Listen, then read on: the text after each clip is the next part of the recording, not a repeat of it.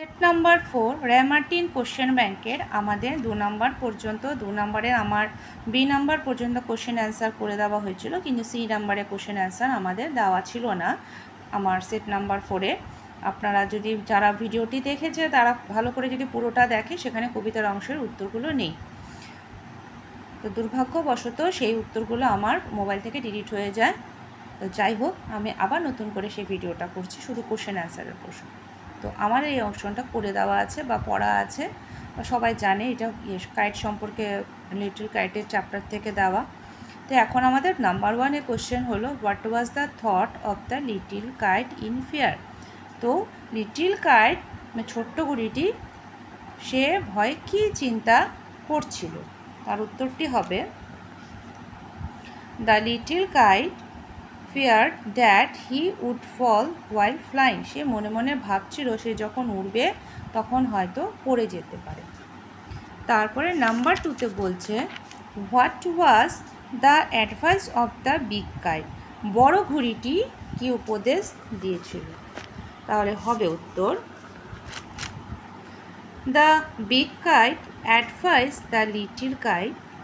বড় ঘুড়িটি ছোট ঘুড়িটিকে উপদেশ দিয়েছিল যে to try and try again, বারবার চেষ্টা করতে, otherwise he would never learn the art of flying. তা না তো সে সেই ওড়ার যে একটা কলা সেটা সে শিখতে পারবে না, কখনোই শিখতে পারবে না। Number 3, who is the writer of this poem. এই কবিতার লেখক কে ছিলেন, কবি কে ছিলেন? The writer of this poem is Catherine Pye. তারপরে নাম্বার 4 বলছে, whom did the kites get as companions high up in the courtyard. ওপরে আকাশে গিয়ে সেই ছোট ঘুড়িটি তার সঙ্গে কম্পেনিয়ন্স মানে বন্ধু হিসাবে কাদেরকে পেল? High up in the courtyard the kites got birds and clouds as a companion.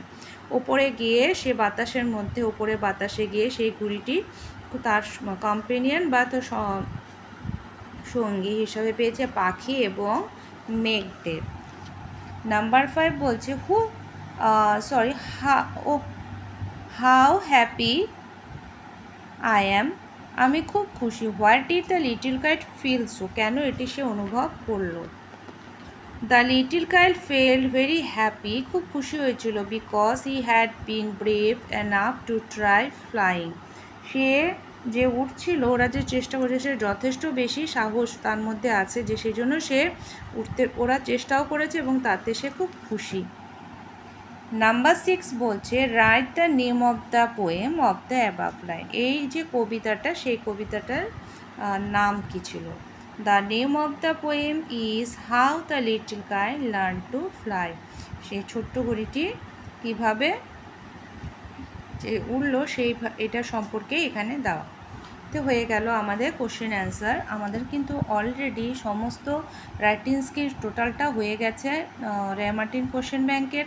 এরপরে যদি তোমাদের আরও অন্য কোনো রাইটিং স্কিলের দরকার পড়ে তো প্লিজ এটা মেসেজ করে আমাকে।